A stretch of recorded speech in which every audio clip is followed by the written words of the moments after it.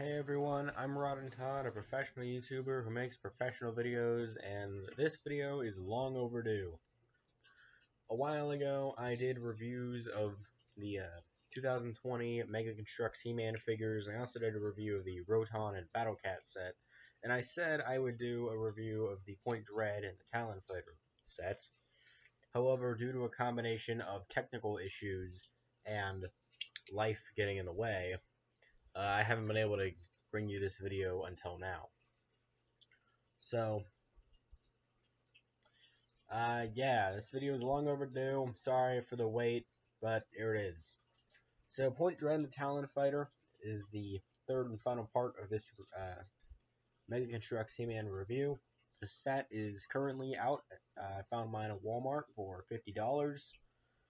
I wouldn't really say this is worth $50. I'd say it'd be more worth $40, but I guess it's cool. So it comes with basically everything you see here. There's a couple things that aren't in the frame here that I'll talk about later. But let's just start out with the minifigures. So let's start out with probably the most underwhelming one. Is this version of the Sorceress? This camera's not focusing. Is it going to work now? Okay, well basically, you can't really see the details, but it's an all-white version of the Sorceress figure that came with Castle Grayskull. And when this set was announced, they had this white Sorceress on display with the prototypes of this. It was a PowerCon or something, I don't know, some convention. And I had no idea why this all-white Sorceress figure exists, or I didn't know why it existed, so I just assumed it was based on something obscure. For some reason, my thoughts turned to the live-action He-Man movie. That's what I thought this is based on for some reason, but I did my research. And this is based off of a mini-comic that was packaged with one of the original toys. I forgot what it was called, but basically in that one mini-comic, the Sorceress wore all white like this. This is a pretty lazy figure. Now, in terms of comparison, here's the Castle Grayskull one right next to this one. It's the exact same mold, same accessories, same everything. So, in actuality, I think this figure was most likely made just because they wanted to include an extra figure in the set, and they didn't want to have to make any new toolings for it. So, there goes Skeletor. So yeah, it's kind of a disappointing figure, but there's the Sorceress. And, as with Castle Grayskull, it also comes with Zoar. However, this one is all white to match the Sorceress here. And it comes with a different perch, which is much taller. But I like this. It's kind of neat, I guess. But, I mean, it's not really my favorite, but it's cool that they included it. And yeah, that's all I have to say about that. Next up, Battle Armor Skeletor. Battle Armor He-Man came with Battle Cat and the Roton set, so it only makes sense that Battle Armor Skeletor be released here. As with Battle Armor He-Man, this is based off a real variant of the original toy. And I will not be comparing it to the other Skeletors, because I'm not getting all of those out, but this is the 5th Skeletor released so far. And it's also the most original. It doesn't reuse the entire mold wholeheartedly, with a few different paint apps or plastic colors. Which is why I like this. I still prefer the one that comes with Castle Grayskull, because I like how it has darker purple. But this one's certainly cool because it's the most unique. Also, it comes with a purple axe, which is strange. Because the original Battle Armor Skeletor came with the Havoc Staff and the purple Power Sword, and this one doesn't. Which I find strange, whatever. Also, he's got boots, which is cool.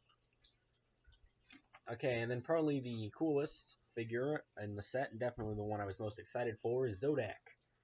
Probably the most confusing character in all of He-Man lore. Basically, he was conceived of as a neutral character who never really helped out one side or the other. But then, in the original toy line, they're like, he's evil, because they wanted to have a 4th bad guy. But then everyone was super confused, because he only ever appeared as the neutral character in the cartoon. So eventually they just changed it, and now it's just kind of the neutral character. This is a pretty faithful rendition of the original toy in smaller plastic form. He's got the armor, which if anything, wasn't this the armor that was used for the Wonder Bread He-Man figure? If you know what I'm talking about, I think wasn't it this armor was used in black? So, given how they have the tooling for this ready now, I really want them to do a Wonder Bread He-Man at some point. I think that would be hilarious. Anyway, so as of the original Zodak, he has the monster feet, because they wanted to portray the character's evil in the toy line, so they gave him the same monster feet as Skeletor and stuff. He comes with this little tiny gun, which the original Zodak figure came with the little tiny gun. That's cool. Got the soulless black eyes. And this is probably my favorite figure of the set. However, mine, I should note, has this weird sculpting error. Can't really see it very well on camera, but there's this issue with the belt piece, and there's this piece that is just like separate. I don't really know how to describe it. Let me get the camera to focus. You can't really see it very well, but it's like right here. There's a small piece that's just like separate from the rest of the belt. It's still connected to it, and you can't really see it very well unless you're viewing it from the back. So as long as I keep my Zodak figure like this, it's not really noticeable. I don't know if that's an issue that is across all figures. I'm hoping it's just mine, but that might be something to look out for if you're interested in purchasing this set. So anyway, that's all the figures down. Now let's talk about the weapons rack. No idea why it came with a weapons rack. I don't believe the original Castle Grayskull, or the Castle Grayskull came with a weapons rack, but I don't believe the original Point Dread came with one of these. And it's cool that we got one. I'm never going to really have a need for it. I don't know how I display it exactly, but it exists. So it comes with all these bright blue weapons. And it's got this gun, this sword, it's got this massive spear thingy, this axe, this club, this other axe, this shield, and this tiny gun, which is just a redeco of Zodak's gun in blue. So that's interesting. Yeah. Okay, and here's Panther. Yeah, Panther was kind of an obvious inclusion, because we got Battle Cat and the Roton, so it might as well, they might as well have just reused the mold for Panther. Unlike the original Panther, this figure does not have flocking. However, they did announce very recently that they're releasing a Skeletor and Panther 2-pack, which actually does feature a flocked Panther, which is awesome. I totally want to pick that up when it comes out. So yeah. Anyway, this is the exact same mold as Battle Cat, just in purple. Got the same snarling expression there. The same ball-jointed feet for some reason, which really weren't necessary. Oh, and also probably the strangest inclusion is that it comes with a redeco of the original Battle Cat's helmet. That's something that Panther's never come with.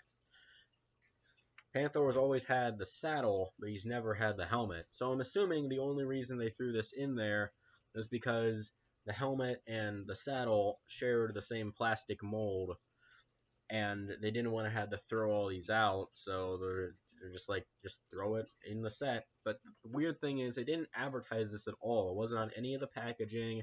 This wasn't on display with the original prototypes. Like, I did not expect this to come in the set at all, so it caught me by complete surprise, and I originally thought it was a fluke. But it's in the instruction manual, so yeah. It's strange, and I just choose to leave it off. And yes, you can put Skeletor or someone else on Panther. Of course, I don't know why you'd put anyone except Skeletor on there. Just set him on there, and if you want to, you can grab the little handlebars. Yep, that's gonna work. I normally choose to display the Castle Grayskull Skeletor with my Panther, just because that's, in my opinion, is the definitive Skeletor from this series so far. And I choose to display Battle Armor Skeletor by himself. So, yeah. Panther's cool. Glad we got him in the set. Yeah, that's really all I have to say. Okay, Point Dread and the Talon Fighter. Main part of the set. The selling point, I guess. So, this is in two parts, so I'm going to remove the Talon Fighter for now, and we're just going to focus on Point Dread. So, Point Dread is, as with the original toy, just this little outpost thing, and it uses the same green plastic as Castle Grayskull, and as with Castle Grayskull also, they use different shades of green, make it look kind of older, which I really appreciate. It also shares similar construction to Castle Grayskull, with you having to put all these pieces together and then curve them. At least if this one, you don't have to do that endlessly for like half an instruction book like with Castle Grayskull. That was maddening. It's got the little attachment here for Point Dread. You just, or not, this is Point Dread. It has a little attachment for the Talon Fighter. Just put the little feet on top of the two studs there. And then there's also this little window. Rotate it around, and you'll find this computer console. You can also rotate it for some reason. I don't know what these three clips are for. Can you put weapons on there? Why is it rotated? Is it like hidden? And this has some pretty neat features. And as with every Mega Construx He-Man set, there are no stickers. This is all completely printed detail. It's got some little computer, like keyboard stuff there. Got whatever that is. Got a little TV screen, I guess. It shows Saturn or some planet. And then on the side here, it has this little disc.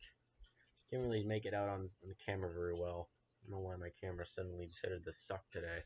But, so it has what appears to be a vinyl record on the side. And it has the Masters of the Universe logo right there. And my assumption about this is that it was included because the original Point Dread playsets that was released in the 80s came with a He-Man vinyl record that had a little adventure story on it. I haven't listened to that vinyl record because I don't own it, and I haven't really looked up any quality recordings. But if you have listened to that, let me know if it's interesting. But I think that's kind of neat that they threw that on there. Nothing on this side. So that's really Point Dread in a nutshell. And yes, it can attach to Castle Grayskull, but I'm not going to show you that because basically, the reason this video hasn't come out until now is because I tried reviewing this earlier, but for some reason, as soon as I tried to show you or film what it looked like on the castle, the footage got corrupted. So I couldn't really show you anything. But, yeah. So I'm not going to do that again, because I don't want to corrupt this footage. So, yeah, you won't. If you want to know what it looks like on the castle, just Google a picture of it. I don't know. Put this over to the side. Okay, and Talon Fighter, last part of the set.